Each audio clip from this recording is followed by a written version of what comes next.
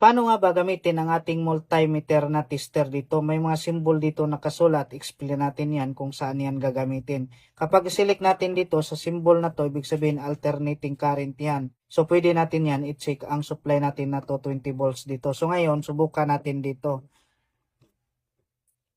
Makita nyo dito, may supply tayo nakita na 233.3 volts. So easy yan, alternating. So yan yung supply namin ngayon dito. Ngayon, dito naman tayo sa symbol na to. Kapag i-select natin yan dyan, ibig sabihin yan, direct current yan. So pwede na tayo magsukat ng mga supply ng mga battery, kahit anong battery. So may battery dito, check natin kung ilan na lang ang remaining voltage nito sa battery nito na mayroong 9 volts. So check natin dito. Makita nyo dito, mayroon tayong na reading dito na 7.17 direct current.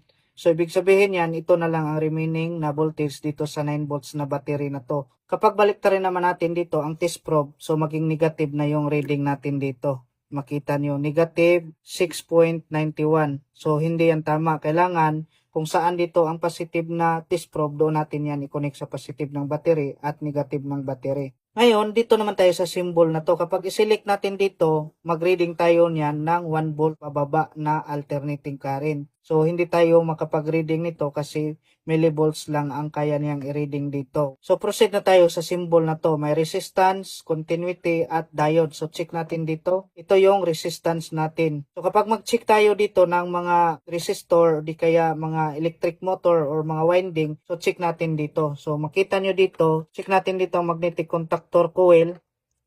So makita nyo, may reading tayo nakukuha dito. Ibig sabihin, goods yung coil niyan. Kapag wala tayong ma-reading dito, abot yan sa 0. Ibig sabihin, sira na yung magnetic coil natin or coil na chine-check natin dito. Ngayon, dito naman tayo sa resistance continuity. Select natin yan. Yan, nasa continuity na tayo. Example na lang dito, mag-troubleshooting tayo ng wiring.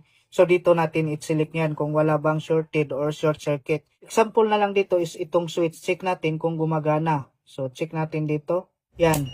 Makita nyo, tumunog yung tester natin dito. Ibig sabihin, connected yan. Kung hindi yan tutunog or wala tayong reading dito makukuha, ibig sabihin sira na ang switch. Ganon pa rin ang gagawin natin sa mga linya natin na wiring. So kapag tutunog to, ibig sabihin mayroong short circuit nangyari sa linya natin. So ngayon, dako naman tayo sa symbol na to, diode. So wala tayong diode dito. So kapag mag-check kayo ng diode, dito nyo i-select. Ngayon, dako naman tayo sa symbol dito. Ito yung capacitance. So kapag mayroon tayong capacitor, so kahit anong capacitor DC-AC, pwede natin i-check natin dito. Example na lang dito, mayroon tayong capacitor dito na mayroong 2 microfarad. So ito yung reading natin dito, 1.902 microfarad.